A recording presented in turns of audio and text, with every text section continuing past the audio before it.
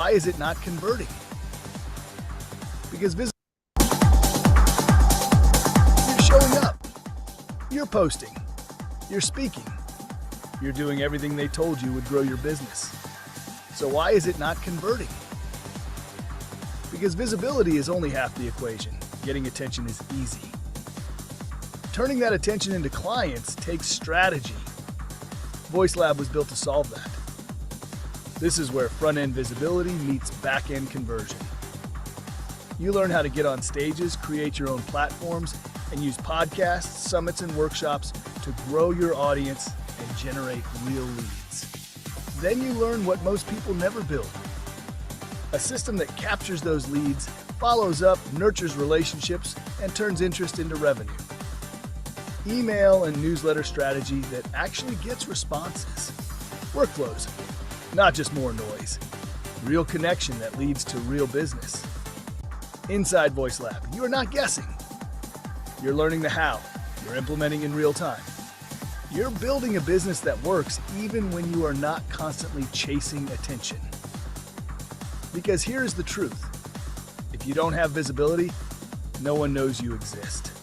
If you don't have systems, nothing converts. VoiceLab gives you both, so you can stop performing for attention and start building momentum that pays you back. If you are ready to grow your authority, expand your reach, and finally turn visibility into income, join Colleen Stubbs and Nicole Borghi in the VoiceLab. Scan the QR code, join VoiceLab Group on the school platform, and build the business that actually works. All right. Good morning. Good morning. And welcome to Monday Morning Business Foreplay. I am going to go ahead and make sure that we are streaming. We're good. We're good. All righty. Welcome, welcome. Today we are so blessed and grateful to be joined by the queen of the maturepreneur world, Jannette Anderson. And she is going to be sharing with us today all about our messaging, and I'm excited to hear about this. I have received lots of questions on social media about this, and I've been responding to them as quick as I can. But before we get started, I'd love for you to tell us a little bit about what brought you into creating this, Jannette. Well, frankly, it's because I got pissed off.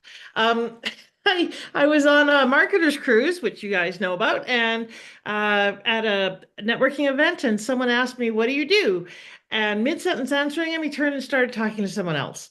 So I thought, well, what a jerk, we'll say. And I went to the next group. Lo and behold, same thing happened again. So I started to think, okay, maybe it's me. Maybe I've got my light turned down. Nope, wasn't. I'm usually pretty loud and large and in charge and blue hair that's bluer than most times today because of new hair color.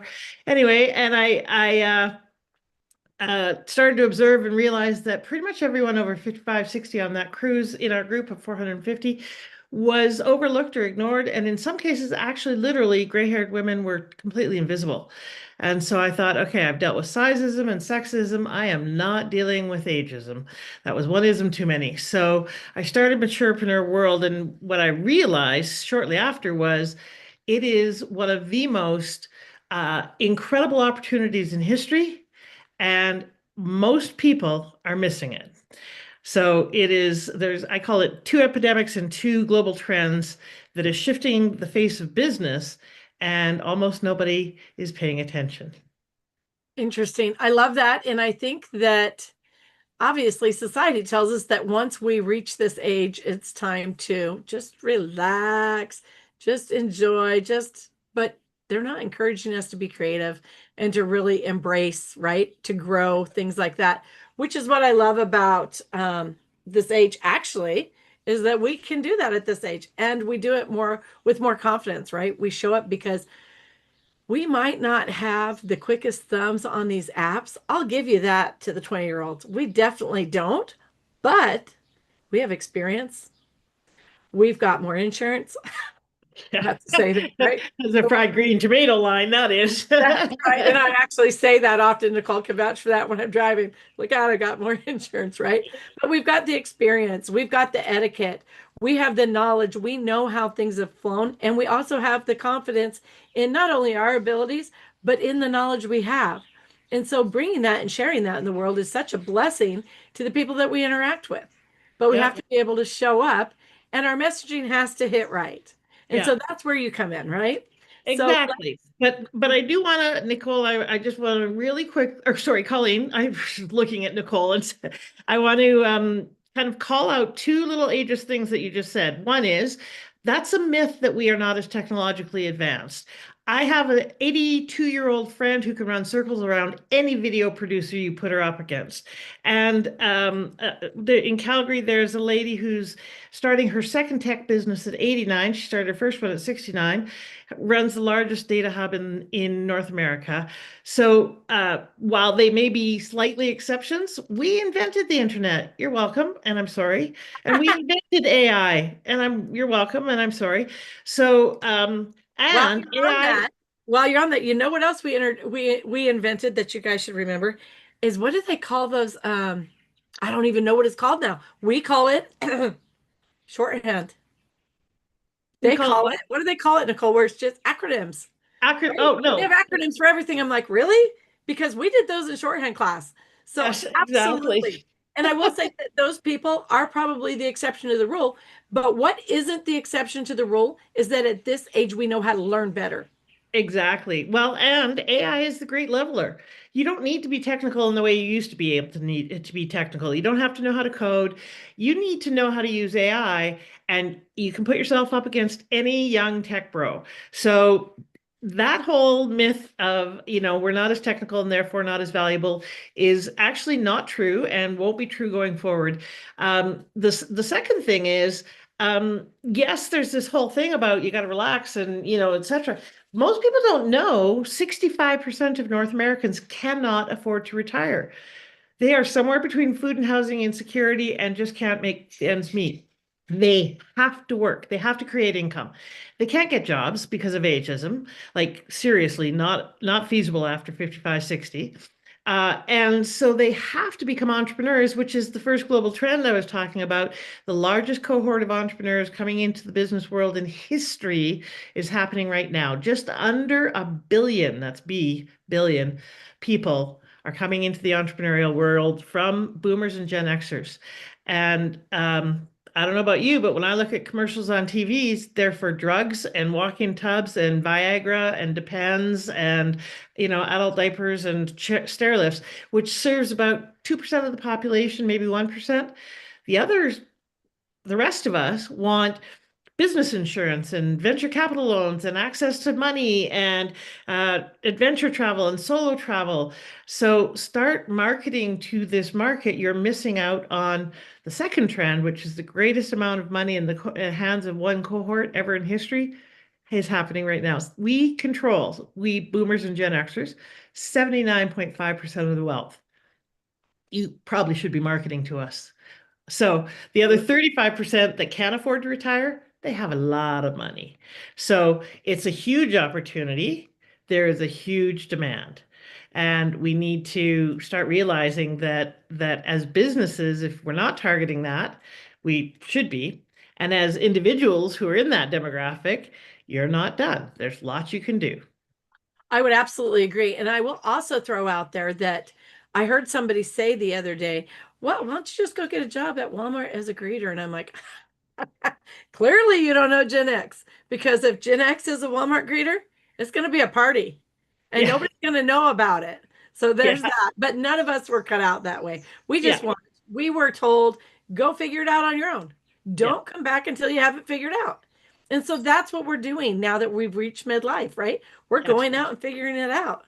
And I Exactly. love the world that you provide for people to be able to do that and the helps and assistance that you provide inside there.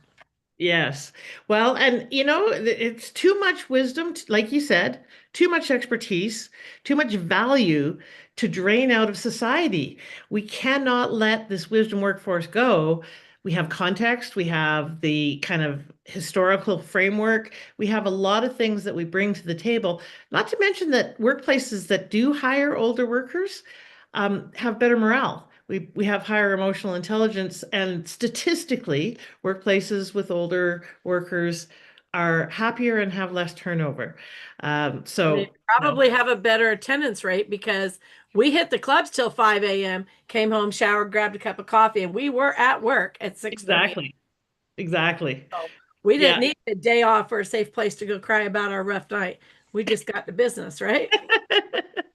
Well, yes, there is a definite difference between some of the generations, and all of them add value in different ways, right? So, intergenerational collaboration is actually the best case scenario because if you want innovation, you bring some people with a blank slate and you bring some people with a lot of historical and contextual experience, put them together, and you're going to get better innovation. I love that. Absolutely. So let's get into it. All Let's right. talk about our about sections. Our about section. So my why, is that what you're asking about? Well, I think that one of the things that you submitted is that we're going to adjust our about page to reflect our why so that it Perfect. resonates, right? So that it Okay. reaches, so that it's understandable. All right, perfect. So I'm also called the why whisperer, and I'm a big believer that our why or our purpose is actually one of the biggest and most important differentiators. So for one thing, it is really important to know your why so that you can get out of bed in the morning. Why do you do what you do? And by the way, your purpose is not what you do. We've been told that for a long time. That's why there's such a big identity crisis going on in people who are 50 and 60 and over who are saying, okay, who am I now that I'm not the CEO? Well, our roles never were our identity or our purpose. Once we figure out our purpose, which I call the intersection between what we're healing from the past and what we long for the future for ourselves and others. So, what we're healing from the past and what we long for ourselves and others for the future. That's our purpose. I think it's a thread that weaves throughout our life. It is consistent. How we live into it, how we express it, that changes from, age to stage and so forth. So when we know what our purpose or our why is, purpose is such a laden word. That's why I often use the word why. When we know what that is, then we can use it in a bunch of different ways. Like I said, gets us out of bed in the morning, align our strategy with it, helps people resonate with us immediately, kind of builds trust and resonance with prospects, with team members, with suppliers, affiliate partners, etc. But the other way that it really helps us is differentiation. So I was at a networking meeting once, quite a while ago, about 35 women in the room, and five of them were, I keep forgetting to not show my hand. I colored my hair and I look like a Smurf now. Anyways, like, look, I'm blue. It's ridiculous, which is why I was late. Because, yeah, anyway, that's a whole nother story. So five of them were shamanic coaches. So I'd say, what do you do? And they'd say, I'm a shamanic coach. Well, first of all, no, most people don't know what the heck that is. Secondly, there was five of them. They all said the exact same thing. So how am I supposed to know, A, if I need one, B, what it is, C, which one to pick? Our potential customers face the same dilemma. So don't start your about section with, I'm a coach, an author, a speaker, blah, blah, blah. A, no one cares. B, it's about you, and which our about section in our marketing is not supposed to be. It's supposed to be about them. And C, it's got a high so what factor. They have to read and read and read till they get to something they care about, which is this. When people say, what do you do? They never, ever are asking that. What they're really asking is, what does what you do for me? What does what you do for me? Answer that question first, okay? They don't care about what you do, and they certainly don't care about how you do it. If I went into a doctor's office, and I was going to get my leg operated on, and he started talking to me about using a number 7 scalpel, I would not be interested or inspired, or nor would I care. I'd, in fact, be quite concerned. I want to know that he or she knows how to fix my leg and that I won't set off alarms going through the airport. So I think the big thing is when we use it, for instance, in our about section, Lead with that. Lead with why you care, what it is that is your purpose in life. Why does what you do matter? That's what they want to know, because that's, by the way, the only thing that's really different about you. I've been teaching entrepreneurs for 40 years. So what? There's other people who've been doing that, not many, but there's other people who've been doing it for 30 or 20. At what point does the number of years make a big difference? It doesn't really. I've got all sorts of expertise. I could lead with that. So do a lot of other people, like millions. So what don't they have? They don't have my why. My why is that I want you to get that you matter and live like you do. And why? Because I always wanted to matter. I wanted to get on the damn list. Never mind the top of the list. I just wanted to get on the list and matter. And so it's what I see, it's what I resonate with, it's what I care about, is people getting that they matter and living into it, which is why I'm passionate about supporting entrepreneurs in turning who they are, what they love, their gifts, their contribution into what they do and get paid well for. So lead with what you care about in your about section, why you care about it, then talk about how you can help them. So what is the solution you bring? Then what is in your about section? You go in this order. You don't go in this order in other marketing. Then what's the problem that you solve? Okay. And the problem you solve is not the cause, it's the effect. A lot of people will, especially a lot of experts and coaches will talk about solving the underlying cause of the problem. These people that we're talking to don't know that that's what's causing this problem. In most cases, they just know they're dealing with the effect. So what is the effect or the problem that you solve? Really clarify that you get the pain that that causes for them, because we aren't motivated by the problem. We're motivated by the pain it is, the PITA, pain in the ass that it is. And then talk about your solution, but not, again, down in the weeds, what tools you use, but what the view is from the top of the mountain and the journey that you take them on, the major steps, not the micro, and then we're going to do this, and then we're going to do this, and so forth. That's what your why section should be, and then your credentials. Not Okay. only is it in terms of what people care I about. want to stop you right there and just, Yeah. I'm going to interrupt you, but I want everybody to take note of how everything she just said circles back and supports the story that she started with. Okay. And this is important. And I do not like to interrupt my guests. That's okay. But I want people to understand the value in that and how huge that is in branding your business. Mike did that really well with his story when he did last week. But so many entrepreneurs don't build out their story that way. They don't circle back to it, and what they say isn't supporting their story. And that's what I mean. Yeah. I'm sorry. Go ahead. No. That's great. Thank you. So part of the reason for doing it in that order is because it grabs people, grabs their attention. That's what you want to do. It speaks to what they care about, which is them, and that you care about them because, and it also then lets them know more about you as a human being. You know, we are in what many people are calling a trust deficit or a trust recession, etc. So building connection, in quotes, is more important now than ever. So be honest, be authentic, the authentic word slipped out there. It's so overused. I mean it in the really truest sense of the word, not just the overused sense. Really be you. People don't want to hear your marketing fluff. They want to know who you are. And they want to know then, can you help me? And if so, do you get me? Okay, because the can you help me is only if you really truly get me. Okay, because everyone will say, yes, I can help you. But if you don't get them, then you can't really help them. So I tell my clients, go from the top of the mountain down to the bottom of the mountain, join them in the forest where they are. Don't talk about the view from the top of the mountain on your website, especially only in certain places, especially in your about section, but also on your homepage. Go down to the bottom of the mountain, talk about where they're at, what the view is from the bottom of the mountain, what the pain is, what the challenge is, what the prices they're paying is. So they go, okay, yep, she gets me. Then talk about the view from the top of the mountain, what the solution is you provide, and the benefit of it. That's the primary thing, that is the view from the top of the mountain. Then and only then can you talk a little bit about how you take them up the mountain.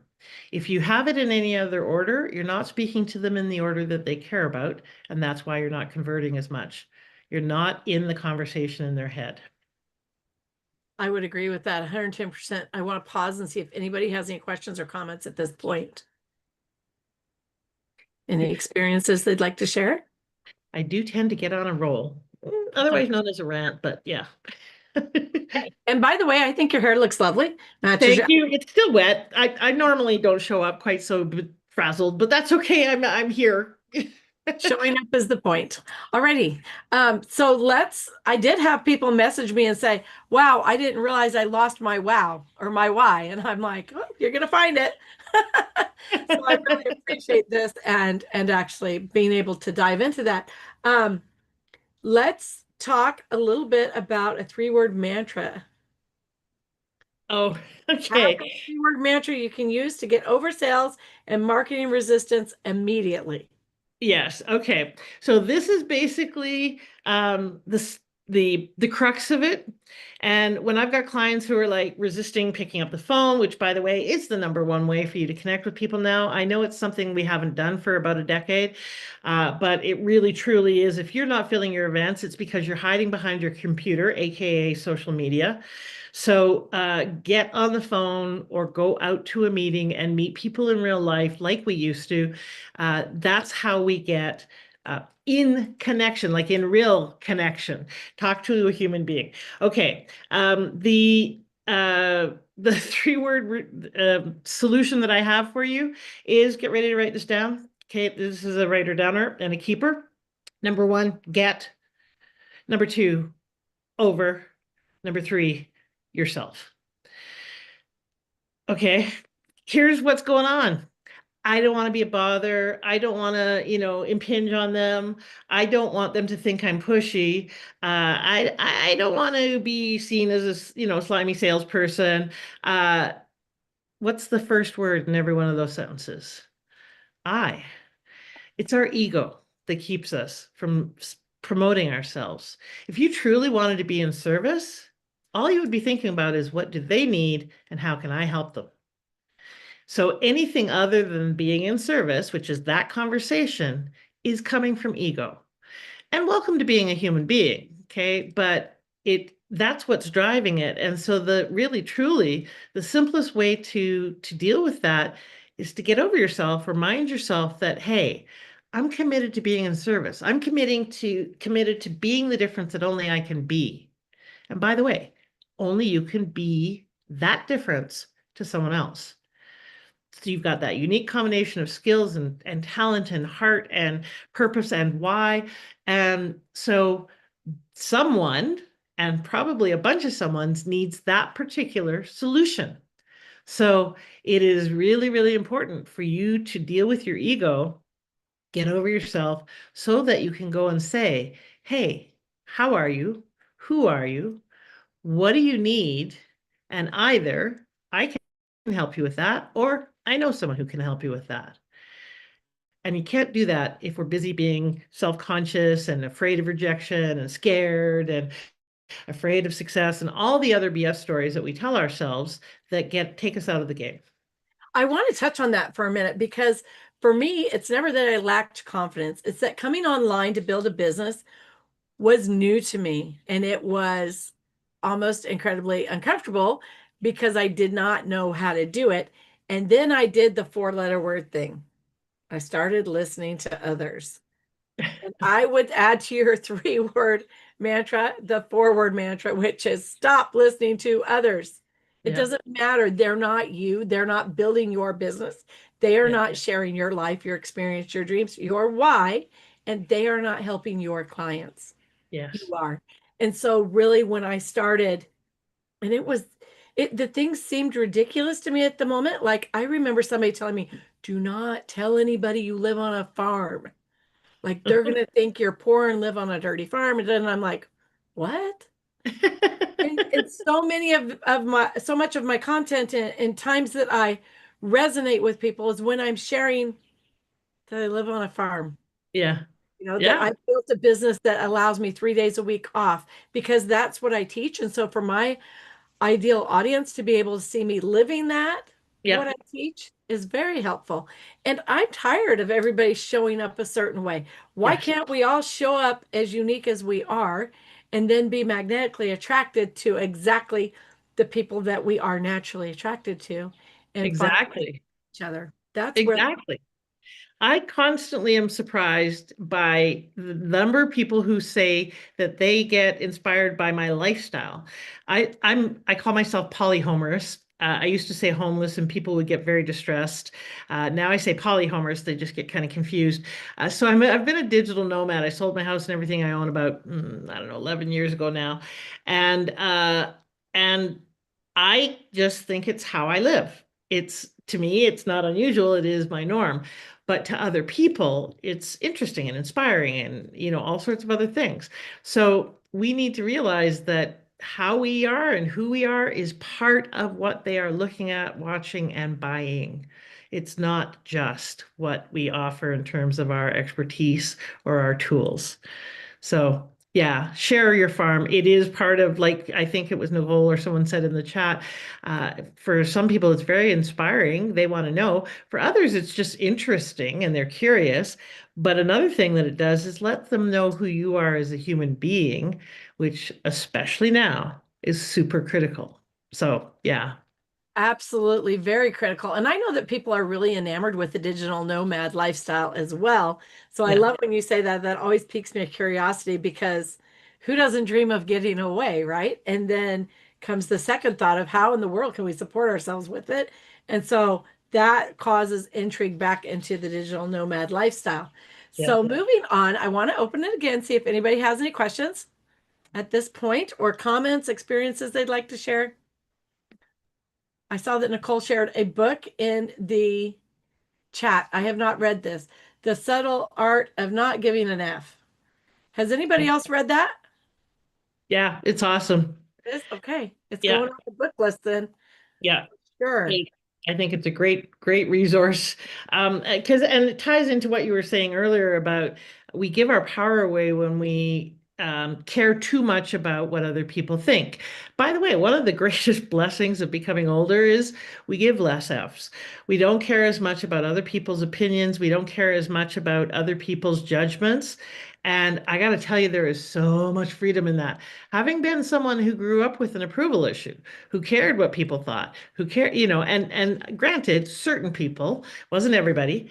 I am so thrilled that that is, certainly waning. There's still a little bit of it, not nearly as much. So yes, I recommend that book. I think it's a good one if that's something that you're working on. And really just and by the way, the other side of it is anything by Jen Sincero, um, which is you are a badass. So one is don't care about what they say. The other side of it is claim and own who you are. And that was, will you drop that in the chat, please? Sure. Yeah. And then I just want to say too that, I read a quote this weekend and I cannot remember who said it, but I loved it. They were talking about building a business and saying that if you are struggling now, you're trying to do all the things, and you're finally getting those going, and you're just really looking forward to the day when everything clicks in your business. And so you have the clients, you have the money coming in, and then you're going to have a whole new set of problems, and people don't understand this, and this is for real. Then your problem is how to keep it up. How to keep it up, how to be consistent, how to raise the amount of money you're making each month, how to continually grow and scale on an even higher level. And the ticket to that, success in that, is to be you. Yeah. Because you clean out 75% of the work. If you start from the beginning by just showing up as your unique self and really embracing that and letting that be a huge part of your branding. Because then when you get to the point where you have bigger tasks, or tasks that drain you more. You don't have to worry about how you're going to show up. You're no longer trying to be aesthetically pleasing. You're no longer trying to please Tom, Dick, and Harry. You are just sharing your gift with the world, your experience with the world, and providing value from your heart. And that doesn't change. And so I think that that's huge to remember, that that is a way to simplify your path to success, is by being uniquely you and embracing that. We're not all going to love everybody, but the people that we do, we're really just going to dive into and be magnetically attracted to, for the reason that they are uniquely themselves. Absolutely. Yeah. And uniquely is kind of part of the key here. Is a lot of times when people get older, have spent a life being who we think other people need us to be, a life often of expectation and shoulds and have tos. And so we get to a point in our life, in fact, several times, where we pause and go, well, what do I want? Now, you never get as panicked a look on someone's face as quickly as if you ask them, what do you want? Because they'll probably tell you a couple of things and then they run out of steam and they get this kind of either perplexed look or panicked look. Because especially women, and as we get older, both men and women have spent their life being, doing, and having for other people, for what they want, for what they expect, for what we think we should be. So the good news about getting older is you get to ask that question and create this next chapter the way you want. The bad news is you need to stop thinking like you used to, acting like you used to, and expect to create results differently. I love that. And I'm going to say too, that for those of us who are Gen X, maybe we were raised with a proper way of doing things, right? And so I know that I was raised every Tuesday and Thursday I dusted and vacuumed from the time I was probably 4. Now, mind you, we had a cleaning lady. That didn't matter. I still dusted and vacuumed every Tuesday and Thursday. And guess what happened when I moved out and got married? I am almost embarrassed to say that I dusted and vacuumed every Tuesday and Thursday for 30, probably 35 years. And then I decided that I really just don't give a shit. If it bothers you when you come to my house that there's dust, I am happy to hand you a dusting towel. But I have wasted far too many hours on vacuuming and dusting, of all the things, right? Yeah. And so when we've reached this part in midlife, and I'm not going to be a doomsday person like, oh, we're going to die. Clearly, we're all going to die. None of us is getting out of here alive, okay?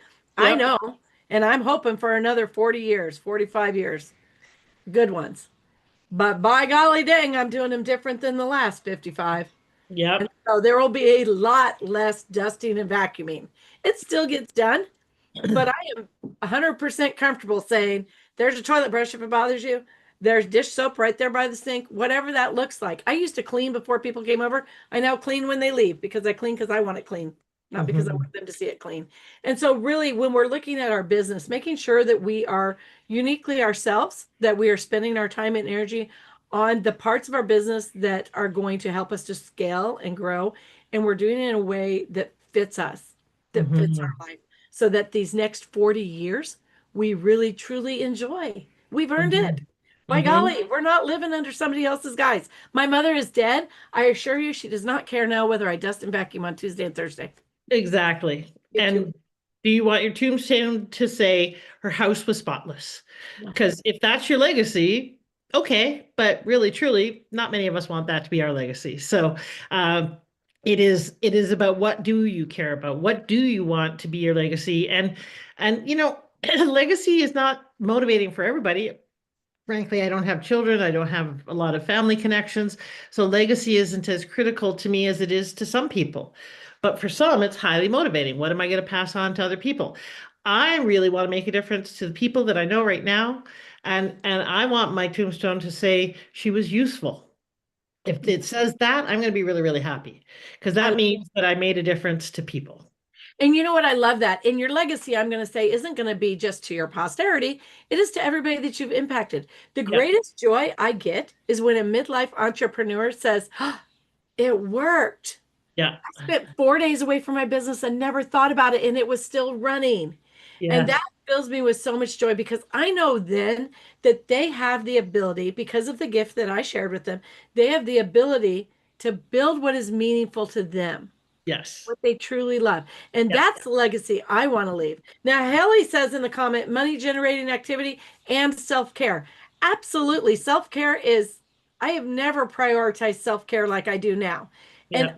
I'm not saying I neglected myself because I've always had a hair and nail appointment. I've always exercised, but to do it so intentionally and self care in that I'm saying that doesn't work for me. And Yeah. that is a full sentence. That Yes. is my self care. That doesn't work for me. Yes, period. I don't Without a care. justification. And by Yeah. the way, I wrote, jotted down, and I'm going to write an article on, do you clean before or after people leave? Because I think that's a brilliant distinction around, are you doing whatever you're doing, cleaning, et cetera, et cetera, et cetera, for the sake of appearances and for other people, or for yourself? So brilliant line, Colleen. Thank you. I'm going to write an article on that. Perfect. Uh, Nicole said something about, I'd love to hear more about the travel moment. What did you mean, Nicole? Yeah, so without ranting on in the chat because it takes forever to type that back out. But really, it's all about that moment when you were like, "Hey, I need to I need to travel the world." How does that outcome? I know we had a conversation with it, and I'm so sparked with that. Obviously, that's changed and having conversations with Colleen too. I made a big move recently, and I love it. It's peaceful. I can get outside, I can breathe the air, I can hear the Mhm. woodpeckers in the morning. There's nothing like the change because I'm such a digital person. But now moving to that decision where now I can be maybe more of a digital nomad. I want to go to Egypt. I want to go to Peru. I want to do all that stuff. I'm not into the ayahuasca thing because that sounds like a mess. But yeah, I just want the fun. Yeah. Well, so I'm going to tell you three things real quick. One is, for a lot of years, I wanted to go to South America. I don't know why, it was just in me and so significant. And I talked about it ad nauseum. I'm sure my friends were sick of hearing of it. My bestie made me a birthday cake one year that was the entire South American continent with all the countries in different icing colors. And I kept having reasons, aka excuses, why I couldn't go. Well, I didn't have enough money. Okay, now I've got a really great job. Now I don't have the time. Okay, now my business is rocking along, so I have the money, but if I leave, then I won't. And there on and on and on. Finally, I got sick of asking myself those questions. And one day, and I was like, well, I can't because whatever, fill in the blank. And I stopped myself and said, well, what if that wasn't true? Okay. The next thing was, well, then I go to South America. The next question was, okay, how do I make that work?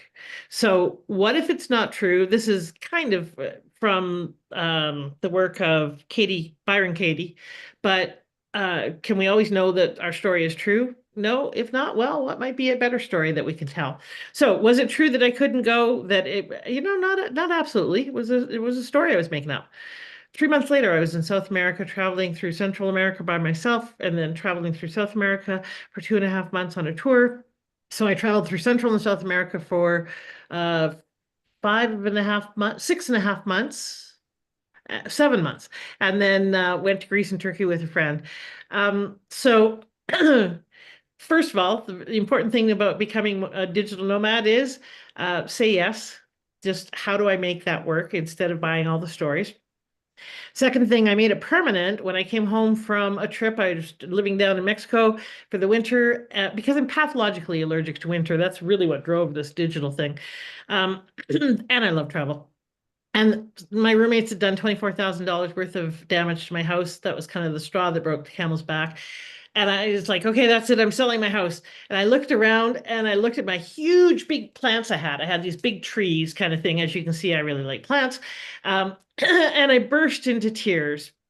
I, I would like, but my plants. I had tons of books and tons of CDs and tons of crafts, and all of those mattered to me, but it was the plants that got me, right? And I stopped myself and I sniffled and I went, really? You can't have your ideal life because of a ficus? Really? So we really got to take a look at what's the story we're telling ourselves? What are we attached to and hooked by? And how do we take the hooks out? So as soon as I got kind of real about that, I was like, okay, I'm pretty sure there's plants other places in the world. It's okay. And so I was then again able to sell my house very quickly, called in lots of support, took everything from a 2,600 square foot house that was full of stuff. Like I'm talking 800 books, 300 CDs, every craft you can name, down to a 10 by 10 storage unit. So number one, really got to let go and figure out what's holding on to you instead of what you're holding on to. Okay, that's one. Two, very practically, there's a couple things. One is decision fatigue is a big issue. You really, as much as we long for freedom, you need to have some things that you don't have to decide. So the past 18 months, I have been house and pet sitting. In fact, right now I'm in Northwest Calgary in someone else's house. Not a lifestyle for everyone. There is quite a bit of disruption. You know, I'm moving every 3 weeks to 3 months. Typically, they're about a month at a time. And that's disruptive. It's hard on the business. So you got to figure out how to create systems and ways of communicating with team and stuff like that that works around that and keeps you consistent. Deal with decision fatigue. It takes you out of the game. They've studied if you have too many decisions to make, you make bad decisions. And when your whole life is a decision, what do I do now? Where do I go? What am I going to live? How am I going to live there? What am I going to do? Then it's too much. And you start just going, well, to hell with it. I'm just going to, abdicate. So there's some real practical things. And then the last thing I'd say is, you know how they say home is where the heart is? You need to reverse that if you're going to become mobile. Heart is where your home is. So show up with heart wherever you go, connect with people as quickly as you can so that you're at home. And stay connected to the people in your life more than you think you need to, because you're out having adventures, they're back living their regular life. You can drift apart easily. So it's really important to stay connected with people that more than you think you need to. So there's some tips if you decide to go mobile, Nicole. And you're welcome to call me and have more, and we can talk more about some of the practicalities of it. Oh, Colleen, you're muted. There you go. And yet my lips were just a flapping. Okay. Imagine that. It wouldn't be Monday Morning Business Foreplay without that happening at least once. Yeah. I love what you said, but then I want to say too that in my experience, I have found that when I focus on self-care, true internal self-care, the things around me, and I have an entire IKEA craft room. Yeah. I get it. And I have more bookcases than anybody I know with actual physical books on them. Yeah. But the things around me become just things. Yeah. Because the focus is more on my eternal happiness, my internal happiness, being focused, being centered, being in a place where I can give and share more freely. And I can do that when I'm taking care of the self-care. And when that focus shifts, it shifts off of the importance of the things. All right. I want to say that we have a few minutes left. I have some questions for you, but will you please take like the next 3 minutes and tell us about booking a call with you for your What's My Why session? All right. So I've actually changed this to be a paid offering now. So you guys get this for free or complimentary. Don't say free on your stuff, say complimentary. Free has no value. Which is it's a session where we sit down and talk about some of the things that will support you in figuring out what your why is. And like I said earlier, why is not what you do. It's not how you do it. It's why you do what you do. And my perspective is that it was created when you were little. So we do some digging into the past in terms of significant events that impacted you. I'll give you a quick little exercise that you can do if you want to work on this on your own. But frankly, it's really hard to do for ourselves because it's kind of right on the end of our nose and we can't see it. It's like you can't read the label from inside the jar. So it's really beneficial to do this in the listening of someone who's experienced in listening for longing, because that's the key to what really matters to you. So quick exercise you can do is, if I handed you a magic wand, what's one thing you would change about you, other people, and the world, or the world? What's one thing you would change about you, other people, or the world? What do you get on your soapbox and rant about? And if you go, well, I don't rant, just go ask your friends and family. They'll tell you because you do. And then, and then the third thing is, what do you stand for and what do you stand against? Write all that down, take a look at it. That will give you an indication of who this person is and what they care about. That's some of the work we do on this call. Plus, we look at some of the significant events. But what we do is turn it into what I call a Genesis story. So, a way for you to explain why your why matters, and where it came from. So I have a story that I use when I'm speaking. I call it my Heidi story. I haven't told it today, but normally I do on podcasts or in other situations when I'm doing keynotes. Lets people know kind of where I started and how I got to where I am. And it gives them a glimpse into the very human makeup of me that is unique. And so I use it in my speaking. I use it when I'm on podcasts. I use it in books or chapters when I'm writing. So knowing your why, your origin, really helps you then, like I said earlier, put it into your about. So you can go to the link in the chat, or sorry, in the show notes or the chat, wherever it is, and book a complimentary session with me. You will have some pre-work and we'll do some work, and you may have some post-work to get it all done, but it's really worth it because it will help you really deepen into what matters to you and why you matter to other people. I love that. Okay, so let's dive into 3 questions. Sure. Number 1, what's the one thing everyone in your industry is still doing that you think is complete bullshit, and why are they still doing it? Okay, we're going to need way more than 3 minutes for that, but okay, let me just say, the gurus on the top of the mountain are selling solutions that work at the top of the mountain when you are in the impact and business builder and legacy builder stages. They don't work for people who are coming up the mountain in the dream builder and business or practice builder and early business builder stages. Don't buy leveraging solutions that are ahead of the stage that you're at or that don't work for you. Cookie cutters are for cookies, not for damn business models. So my answer to that is pretty much most everything from most everybody in our industry, except for a few exceptions. I know that may sound silly, cynical, but I've been behind the curtain building those quote unquote 7-figure businesses. And I can tell you there's a lot of, unfortunately, out of integrity smoke and mirrors in our industry. Do not throw money at a solution. Do the work. If you buy a program, do the damn work, and don't go looking for silver bullets. So are they doing that because they feel like that's the top dollar and so they want to make the top money? Is that the reason? Because I feel like that's the reason. For some, they actually think it's what works, even though it's really what worked 10 years ago and it got them to where they wanted to be. So therefore they think it's all that in a bag of chips. For some, it's because it's the only way to scale is to sell cookie cutter solutions, AKA make more money, but also have more impact, because there are those that do want to have impact. But I would challenge them and say, look, at best in our industry, 20% of the population finishes the programs they buy. 20%. If you went to a car lot and they said 2 out of 10 of these cars will drive off the lot, but you have to pay up front, would you shop there? No. And yet in our industry, we seem to think that that's okay. I think anything less than 100% completion rate is not okay. Now, granted, there are times when people have life come up, etc., but that should be made room for in that person's business model. I love that. One of the things that I like to say is that if you knew that you had to take 100 shots before you made the one that made the difference, would you start shooting? Yeah.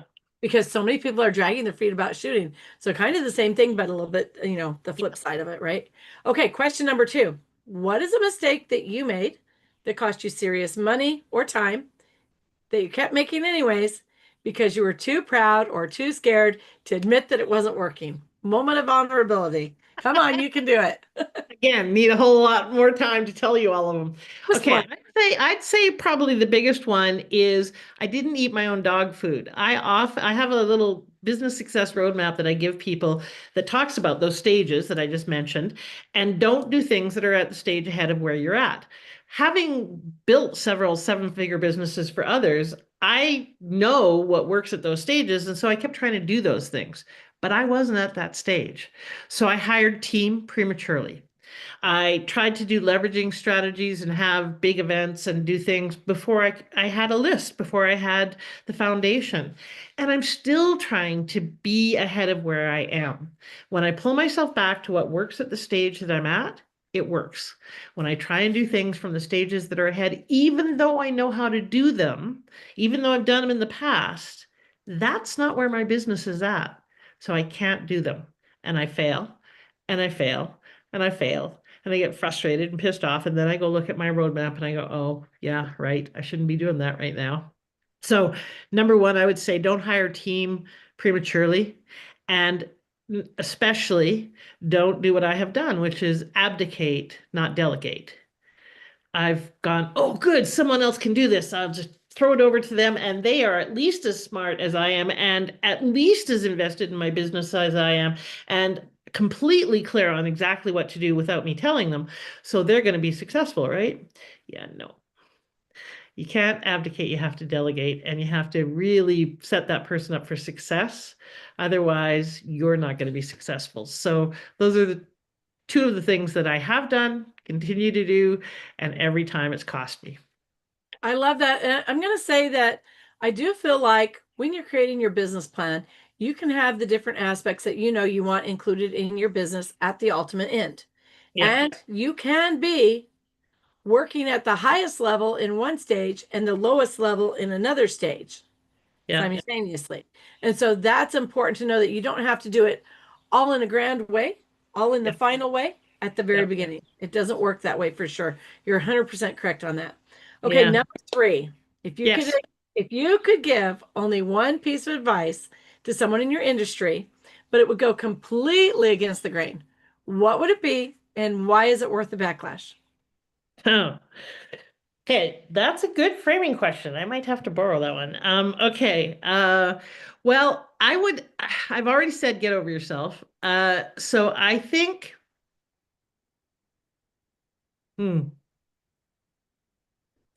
well, there's two. One, for all the people out there that are ageist, I would say dismiss me at your peril.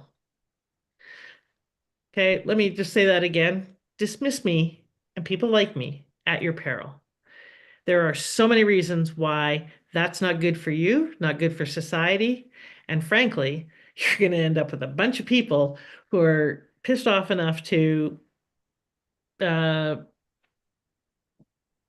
make an impact that might impact on you. So that's one. The second thing that I would say is tied to the you matter is anytime that you are acting like you don't, not only are you doing a disservice to other people and to God, the universe, whatever your framing is, but it widens the gap between what you know in terms of who you are and how you're being.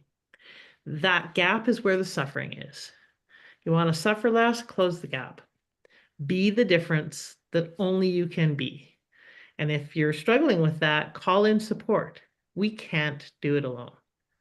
So call in support, get over yourself so that you can, in fact, have the impact you're meant to have.